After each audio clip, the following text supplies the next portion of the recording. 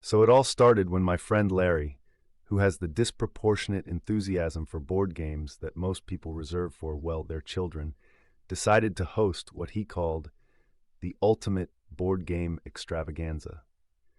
Larry, bless his heart, was the kind of guy who believed that game night should be a national holiday.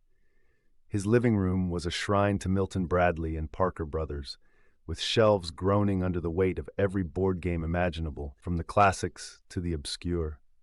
Larry's passion was infectious, and before long, the entire neighborhood was buzzing with excitement over his grand idea of a community-wide tournament. The day of the tournament arrived, and Larry's house was teeming with people, each clutching their own favorite game piece.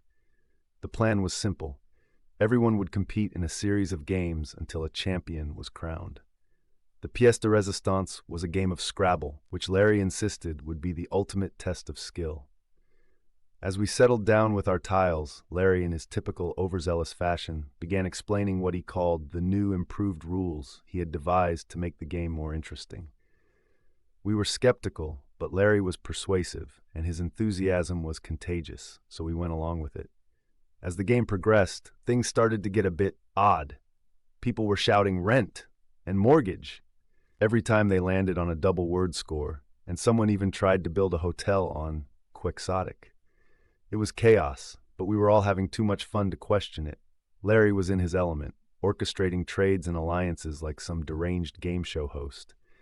It wasn't until someone tried to pass go and collect $200 that the penny finally dropped.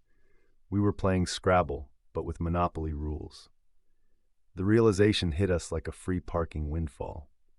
In the end, we crowned a winner, though we weren't entirely sure what they had won or how. As we all sat around, laughing at the absurdity of it all, Larry, with his trademark sheepish grin, declared, "Well, at least we weren't bored." And somewhere in the midst of the groans and chuckles, we realized that Larry might have invented the most unintentionally entertaining board game of all time.